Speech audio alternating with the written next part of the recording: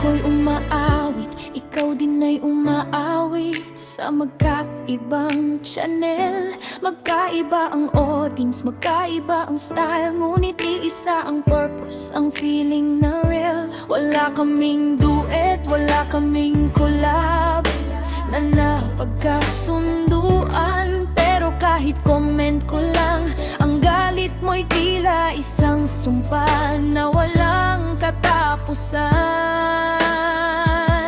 Hindi ko mapigilan ang sumuporta, kusingar ko siya, friend ko siya. Kaya nag-hi ako sa chatbox, nag-react lang sa kanyang kanta, at gumaganti sa kakulitan niya sa live chat ko. Pero sa iyong monitor, ang pangalan ko'y itinuro mo na, Selosang Ale. Ang simpleng comment ko, bakit issue sa iyong mata? Selosang Ale, tigilan mo na, wag mong gawan ng issue. Simpleng message lang yan, suporta ko lang sa aming community na iisa. Kahit iba ang viewers ko, bakit bawal ba ako mag-iwan ng bakas sa stream ng iyong sinta? Yan ang internet, Ale, walang bakod ang comment section. Huwag kang maging diktadora.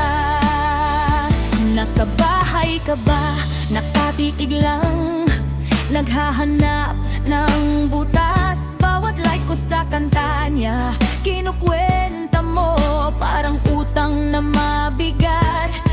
Pati emoji ng reader bar, paratang mo'y may ibang kahulugan, dahil lamang sa presensya ko sa online space ng iyong kasintahan.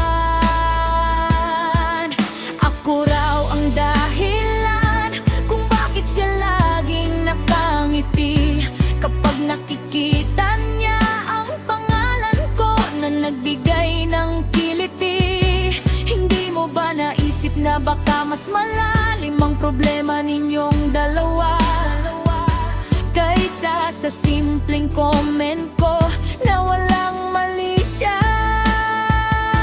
Selosang Ale, please. Selosang Ale, tigilan mo na, wag mo akong gawan ng issue. Simpleng message lang yan, suporta ko lang sa aming community na isa. Kahit iba ang viewers ko, bakit bawal ba ako mag-iwan ng bakas sa stream ng iyong sinta? Yan ang internet, Ale, walang bakod ang comment section. Huwag kang maging diktadora. Huwag mo akong pigilan sa pakikisalamuha ko sa kapwa ko streamer.